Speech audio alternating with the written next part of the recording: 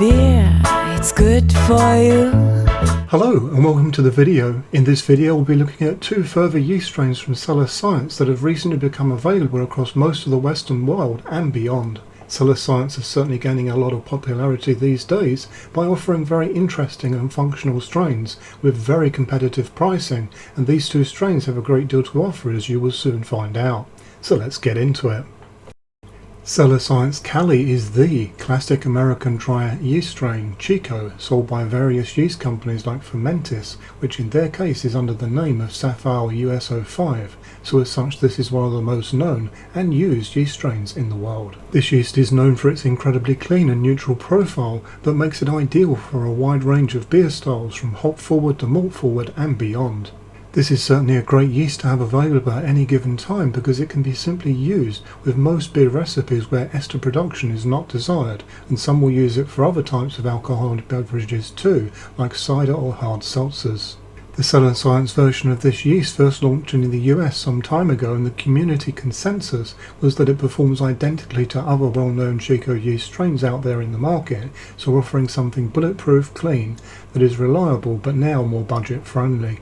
In true Chico style, this yeast has a high alcohol tolerance along with a wide temperature range, and you will also enjoy a high amount of attenuation and a low lag time.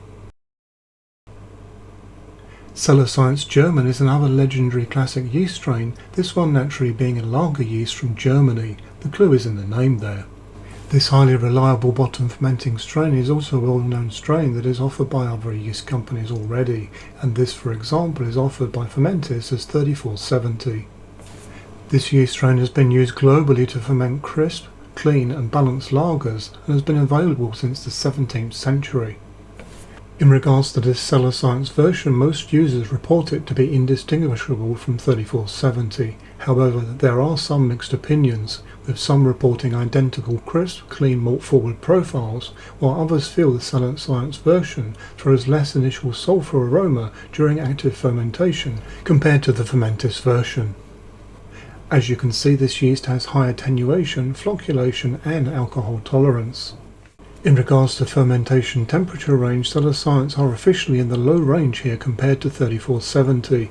However, I have seen that some brewers have tried the CellarScience version at higher temperatures and find it handles exactly the same as 3470, suggesting that you could push this one into our fermentation temperature zones without any major off flavours from esters for lager styles.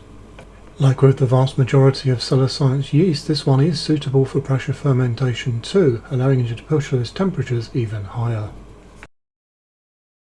So there you have it. If you're interested in knowing more about money-saving yeast strains from CellarScience, then do check out my previous video as shown on screen now, which covers many more types, as you can see.